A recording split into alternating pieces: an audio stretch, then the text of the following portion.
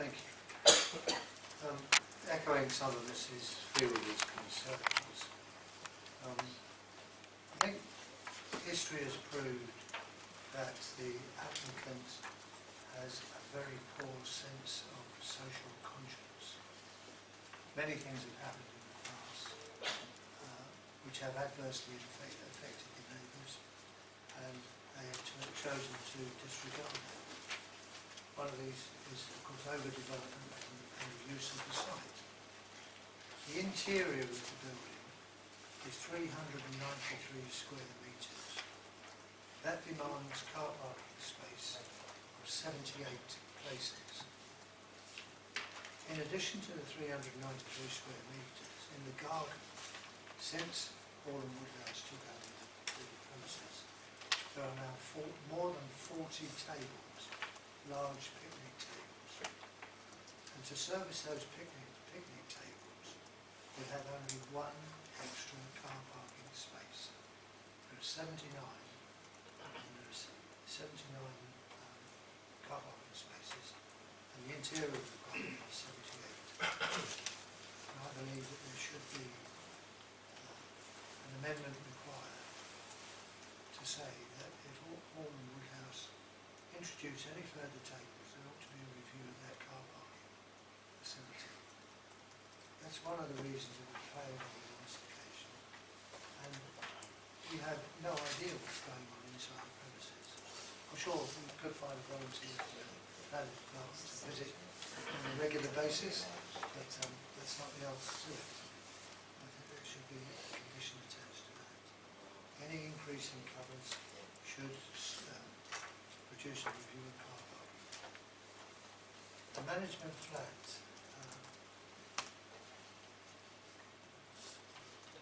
On the previous application, the roof of the manager's flat was to be used as a garden, as a raised seating area. I think that's ought to be a condition that cannot be used again. I believe it may be. We want to make sure that it's in there and that it's enforceable. They also need to, in respect of the manager's flat, in the fire risk assessment, recommended that occupiers subscribe to the agency's flood warning service and prepare a flood plan. It's quite well laid out within that document what is required. I think that ought to be enforced as well.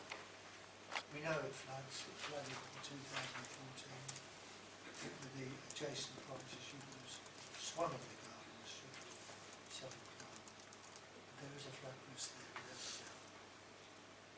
The landing, which is over the manager's flat, this affords open views, and any area that is a viewpoint will be used as such. That is of considerable size, and the only thing that protects it are a few planters, much bigger than what is needed for a landing area giving access to a staircase down into the garden. The landing area is too big. It's only protected by a few planters. It could be well used as a gathering area for patrons seeking their view of the sea from there. And from the top of it would afford views over the adjacent gardens to the west. So I think that should be either reduced or either further obstructed in order to prevent people from using it for that purpose. Additional lighting. I understand there's no planning permission required for the additional lighting, even though there are various uplighters around. There's lighting against lighting on the sea wall which abuts the beach. But they don't need planning permission, but they do need planning permission for the sign. Is that because it's an advert? The sign is an advertisement and the other lighting is not. I don't think that's reasonable. As the resident said, the ambience has an ambience of its own at night, as well as during the day. And we're going to have these glaring lights, white lights inside. damaging the atmosphere. Excuse me. Boundary fencing has an intention to remove one fence and replace it with this in and out fencing, which is alternative. So hit and miss. I'm sure its effect will be pretty hit and miss as well. The fencing that on the east side, the original fencing could remain. That would serve to, and the new hit and miss fencing put on the inside of that would serve as a buffer zone between because the temptation is to put the seating across the whole and this double fencing will provide the buffer zone. Even more important on the other side, because there is a drawing of it, on the west side there's a large open space, and the intention was at the previous application was to fill that open space as well with chairs and tables. So double fencing on that side would create an improvement of this buffer zone and create a bit of as a damper on use on the whole side. It's one of the best we can do. There is no objection whatsoever to the transformation of the property, the improvement of the cladding on the building, the windows, etc., etc., where there needs to be safety barriers of the nature of those safety barriers, which are stainless steel and glass. There are a number of points which are going to be irritants in the future, I'm sure, which either by condition or restriction seek to review those points now before we go.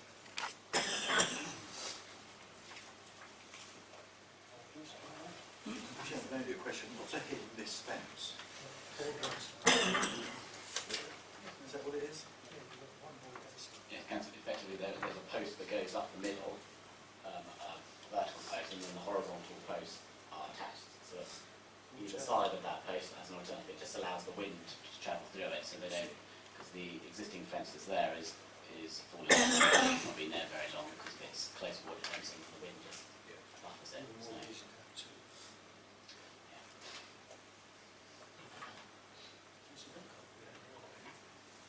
I used up the stairwell that comes down today. It's a good point made by Mrs. Fielder about the numbers of people that use that access up and down. Where it is actually probably the optimum place for preserving people's privacy. So I really have a question as to, do you know what the advantages of moving that stairwell to a central location, which would intrude much more on privacy? What's driving that piece of design?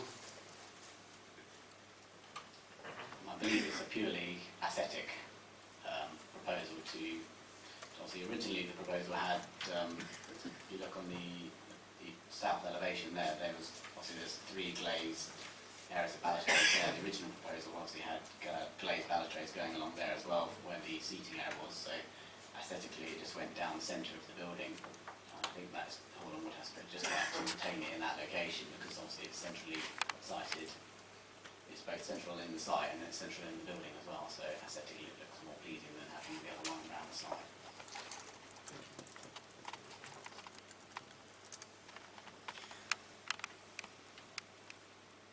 Enthusiasm to done. Yeah, I don't know when we first allowed those tables in the back garden, and I don't often say this, but I did agree with every word the deputy said.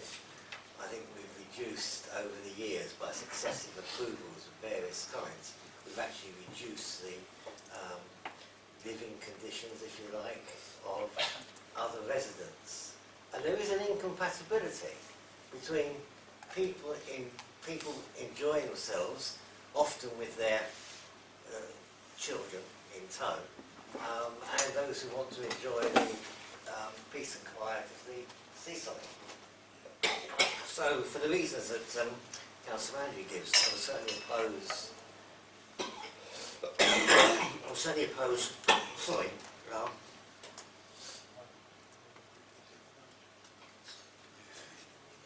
I would certainly oppose the items that he opposed. I hope you're going to last long enough to do it.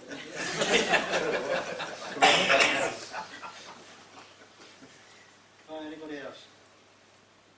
I was okay before I came here. It's effective planning meetings.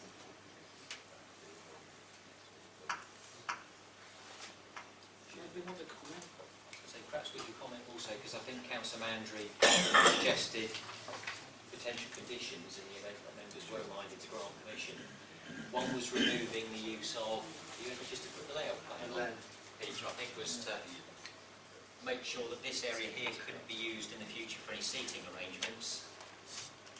And the answer to that question certainly yes, you could grant a condition if that was something that if members felt the scheme was acceptable, you could remove this from potential seating in the future. And the other one was to do with flood. The landing is too Yes. big and lends itself to advantage. That one is going to be a question, I think, for Chairman, you as a committee to decide if this landing is too large or not. I guess the only question I can ask Peter is there scope for it to be just restricted to a walkway here rather than a full landing? If members felt that was acceptable as proposed. I've added a condition onto the recommendation, which means they have to provide to me some further details regarding the planters. And the idea would be that we get basically two large fixed planters created on there to just literally create a walkway between the two. Is there anything though, Peter, that would stop, if members so wished, actually putting the balustrade along there and then along there, so you can just walk along it and that's it? I don't believe that there's a problem with that, no, I don't think so. Chairman, if I can come in there. A landing of that size serves no real purpose except to accommodate a larger number of people. The object of it is to give access to the staircase. Presumably, if you're walking down the staircase, you only get two people together at one time. So you don't need such a large area in which people can congregate prior to going down the staircase. You're going down the staircase, and it's that lingering there, affording excellent views across the solar, but also across other people's properties. It serves no. It doesn't need to be that big. I think that's a sticking point, Peter. In my view, when we looked at it yesterday, I thought I'd like to speak to you then about these peculiar plants and all the rest of it. It seems to me logically if you just create a passageway Yes. so people don't congregate there, because if other parts of the place are packed with people, they're naturally going to stand in an area where they can meet and talk And smoke. and cause disturbance to neighbours. There's got to be a decent compromise to protect the interests of the local people and make sure it's legal and so on. It just seems to me that if you cut that off and it just became a walkway to the staircase, then it might be. So he's aiming to amend the plan to effectively remove all this bit of decked area completely and just have a walkway doing flat. That's it, yeah. Just restricted to the width of the staircase, so it's a passageway for people to pass along, not to congregate on. I don't think they could remove, for example, I don't think they could remove, I mean they could potentially do that. I know it's a double set of patio doors there, so obviously the width of the double set of doors is what is being left in that, that's why that is that wide there. Yeah. And obviously the proposal would be that they put a fixed plant, like a big fixed planter created on the deck area that essentially covered that entire area, and another one that covered that entire area, just a single large structure, which meant that nobody could use that whole area other than for plants, and then all they had to do was just walk out and walk along there. And if they were fixed, That's they were large fixed structures. I mean, the problem is they've obviously just shown looks like little plant pots, but if it was created to be a large enclosed potted area that was permanent structure that was Where fixed. people can't stand. Yeah, basically. exactly. Yeah, so it was all raised up and full of soil and plants. Then there's nowhere for them to stop other than by walking along the path of the passage to the the stairs. So, I'm coming to you. That presumably is some form of decking. Isn't it? yeah, absolutely, yeah. Well, I think an easier thing to do is not to produce the decking in the first place, not to produce the decking and then screen it off by planting. Take the decking away except for the passage, safe passage of people to the staircase. Find a solution. Chair. Councillor Full, if everybody's woken up now. Just as a thought, if it was, for whatever reasons, that had to remain, could there not be some railings or something either side that actually affected the passageway? Take people to the staircase. Take people to the stairways, but they couldn't then step to the side because beyond that railing would be the planters, or even not planters. Then, if you've got a railing of some sort that took them from the patio doors through to the stairs. Something that precludes the use for other than a passageway. Yeah, same width as a staircase. Yeah. But you don't need the decking there. I mean, it's cheaper not to put it in, it's a roof. Well, that's up to them, I guess, isn't it? Well, our concern is that people don't hang around there. So if that may be, I don't know, there may be practical reasons why they can't do an L-shaped one. I haven't got a clue. But as a fallback, that may be acceptable, and that would achieve what we're trying to achieve. Councillor. Thank you, Chairman. I'm quite surprised that Environmental Health, when you read the report, haven't objected to the application as it stands, because this place has grown topsy-turvy over the years. And I would have thought, particularly when you look at DSP2, DSP3, is that there is quite an effect upon the neighbouring properties and the living conditions of neighbours. And it is really quite surprising to me that Environmental Health haven't objected. Now, with the not objecting, that makes our job that much more difficult to actually deal with it, unfortunately. I think, Councillor, they're not asking for extra covers. It's a flat for a manager to live in, so I can't see what further we'd be objecting. If it was for additional usage, I could see a point. But Chairman, Councillor Buck was quite right when he said about the existing staircase, which doesn't in fact impinge upon properties to the west. Remember, of course, that the staircase is used by most of the customers who go into the beer garden, and of course it's also used by pub staff who take food up and down to people in the beer garden. So it's extensively used, and I'm not sure by constricting it, it would actually fulfil the function which the hostelry wishes it to fulfil. Look at that, well. At least the seats are blue, that's something. Not much. I think we're in danger here of altering the whole scheme. I'd stick with what we've got. That's the application, otherwise we're going to be sending it back to be extensively changed. So, Mr. Chairman, if I may, the privacy aspect for the residents is that the defence line of the deck that you see just above the blue tables, that's going to come further forward towards the camera, at least 2.7 metres, and the staircase is going to come from somewhere there, somewhere centrally there. So the residents to the left of the picture, to the west, they're going to have the impact on them arising from the flat being built. The flat's being built, consuming space, which is then shunted further towards the sea. So you have more noise, more lines of sight into and over residents' properties. So it is starting to look like an overdevelopment. Because you've got, if you look at a plan view from the top, you can see the line of that fence. Yes, what's that one? Now, the patio is going to come further forward than the line of the houses at 69 and so on. So the noise will be, you've got more openness to the noise that's created from that art and hub. So I would tend to sympathise with the residents here that they have a good point. The volume of customer and the positioning of them is being increased to the extent that is just a further round of impact on the residents. Can I just come back on the previous photograph? That one, yes. On the previous application, there was a tendency for these blue benches or other forms of chairs and tables to be allowed on the grass on the left-hand side of that as well. That's why I'm suggesting there should be two fences. A fence to restrict the use of the garden. Obviously you've got to allow traffic along because loading and unloading takes place.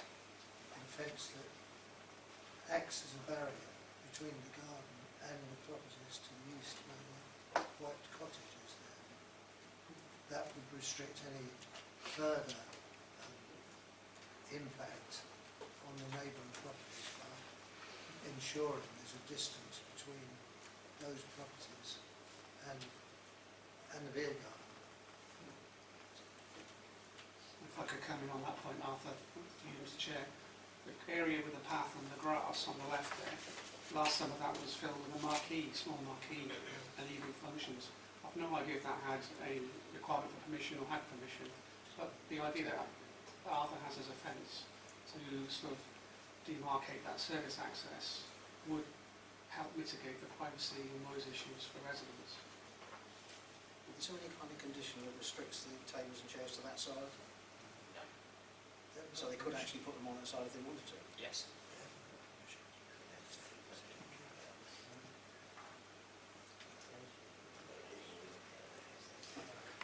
Chairman, I think it's possibly got to a stage where we need to go through the helpful each of the pieces of the application in turn and decide what's going to be helpful. I mean, if I get Peter, if that's okay, just to fill up the sort of bird's eye view of the layout. Yeah, that one. So, obviously members are going to tell me quite rapidly if I'm wrong and I've misunderstood what they've said, but I'm getting the feeling that members don't object per se to the accommodation, the manager's flat extension in terms of its design or its impact on the neighbour.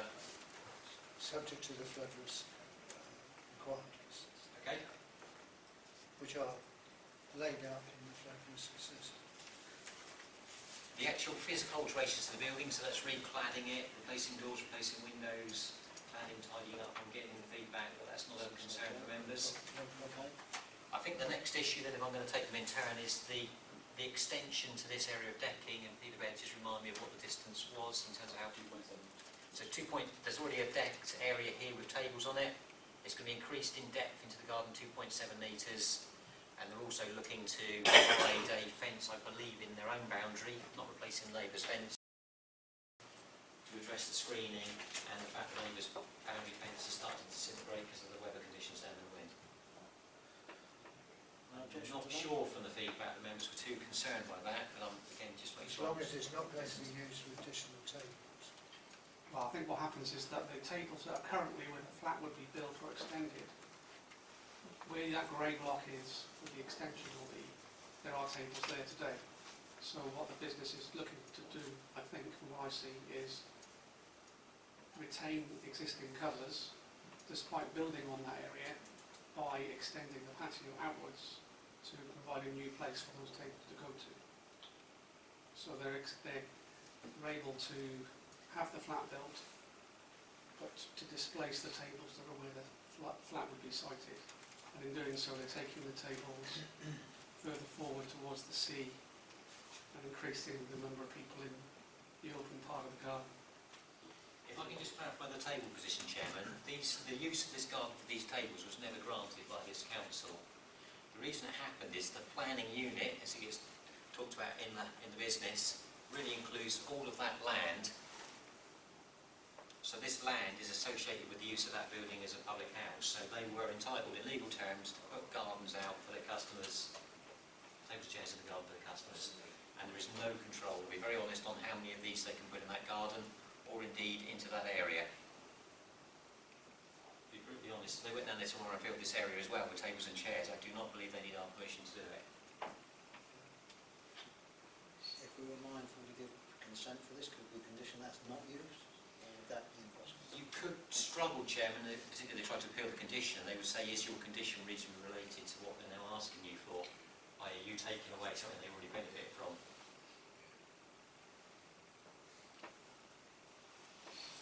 the last parts of the scheme, I think, was particularly the area where people go down, and I understand the concern that's been raised on this is whether or not this is going to encourage people to gather because it's just such a large area, bluntly, and whether or not members would rather it was railings or some kind of balustrade along here up to the edge of the door, so there was literally an area for people to walk out onto the stairs and then down. Or if the decking or whatever that surface is not necessary, delete it. Yeah, it seems to me, because I think this is above the flat, the extension to the manager's It is, accommodation, yes. so this could be just part of the flat roof material, whatever that might be. Yeah, sure. Which would discourage people.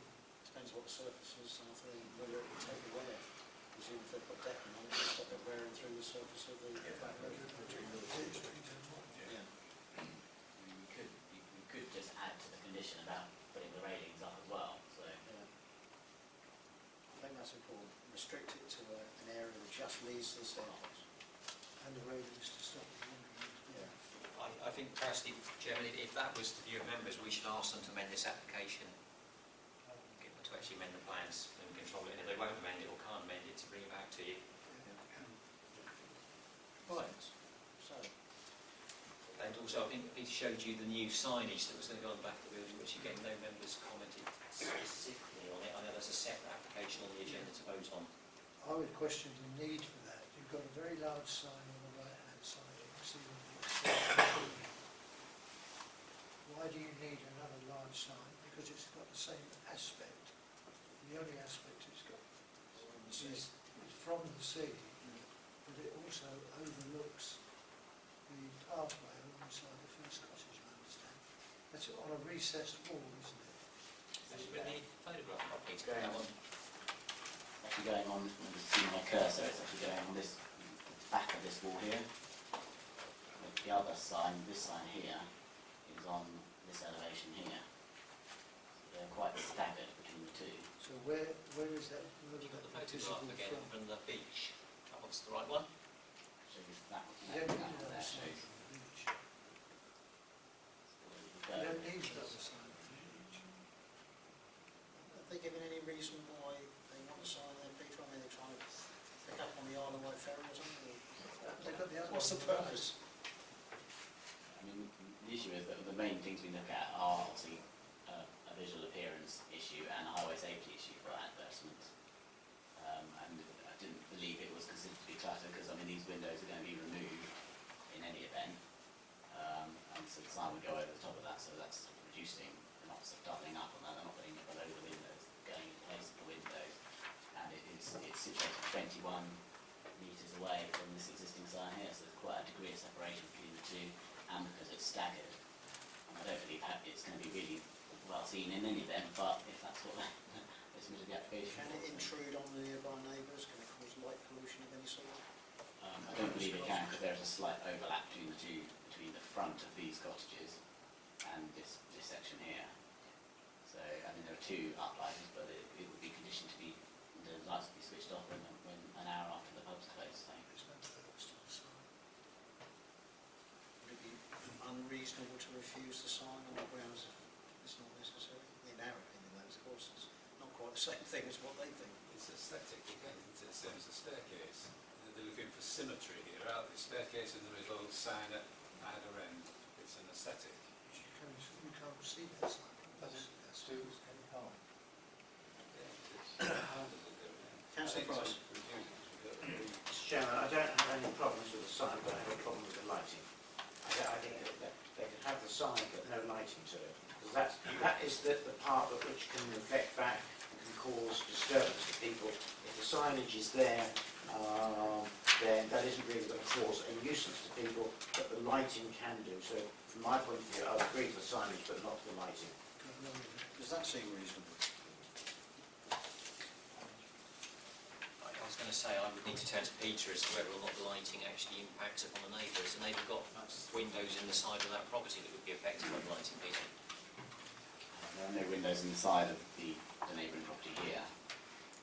And Is so it it does- saying that the neighbour's front wall is It's sort of, yeah, there's a it's slight, the other there's a side slight of the sign?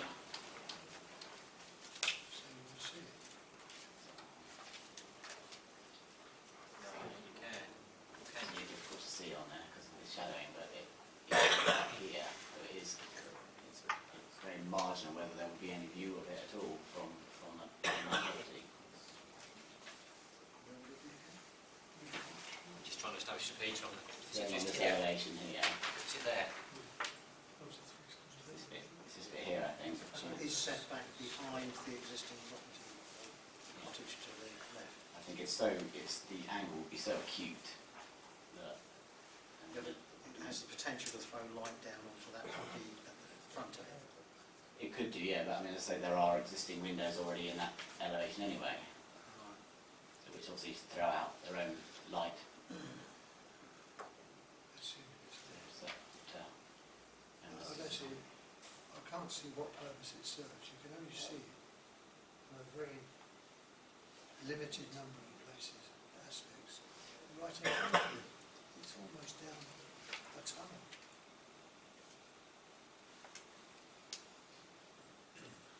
You can't see it from the road. no, I think it's as Councillor Paul said, it is purely for us, Symmetry. partly for symmetry and partly because it is so high up. Perhaps they believe that you will see it over the roof of those cottages. So See it from Osborne House. Osborne, yeah, I don't mind. See it from a cruise ship. Yeah, it's telling people that, I Actually, mean, what's I'm not sure we can refuse, because we no, I don't think it serves a purpose. And it's not light, isn't it? I'm not sure about light pollution going that way. It's, Can we agree something? Well, if we can achieve the other things, which are far more important, Yeah. just one on the side. So I haven't asked the immediate neighbour. So I think Lee drew It's not Mrs. Fees, is it? we'll run through and then we'll put it out for proposal.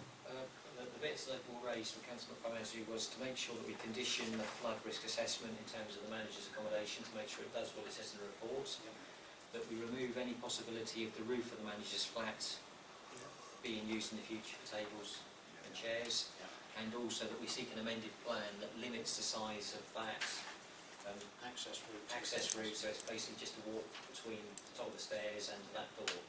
Can we also, if there's any increase in covers,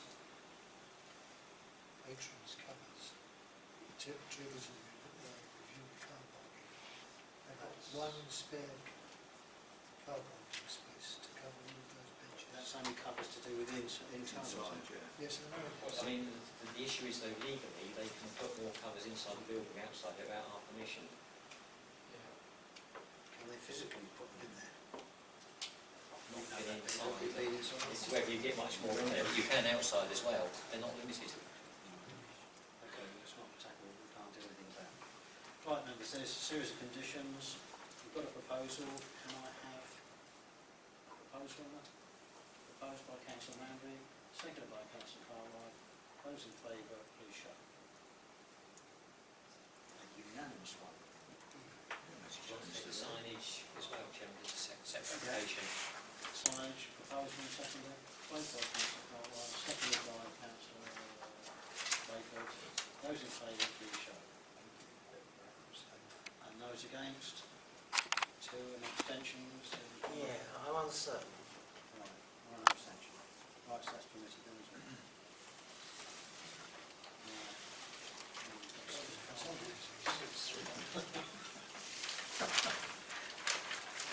Thank you for making the arrangements. Right, 6. I think Can I just declare a non-pecuniary interest on this application, because I'm chairman of the working group to table this. Councillor Bucks. Similarly, non-pecuniary interest in our member of the working group, and I'm also a private party that needs to be application. similar to Councillor Buck, but I am not a pilot. So I'll take that.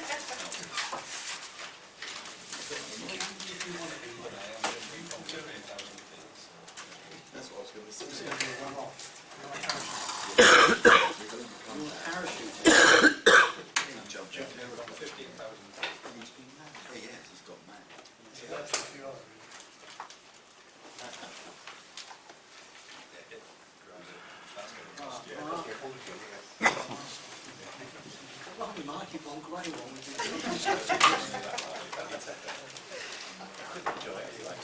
Chairman, thank you very much. much. Very quickly before I take you through the plans and photographs, just to draw your attention to your update paper, there's an additional condition suggested. It's right at the very end of your update, specifically picking up on the comments of the highway officer in your report and dealing with the type of use that's acceptable within the proposed hangars and how the floor area or the mat floor area can be controlled with those uses. In terms of taking you through the plans and photographs, your site plan on page 49 of the agenda might be helpful as I take you through the photographs. But this is the application site. It's broadly rectangular in shape on the sort of the western side of Hangers East in terms of our location at Daedalus. The application site includes the addition of Spitfire Way, the newly constructed road, and the junction of Broomway over here in the east or the right hand side of the screen.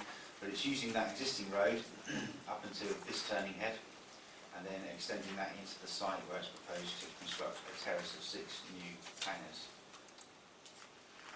So this is orientated slightly the other way, 390 degrees, so north is off to our left hand side now.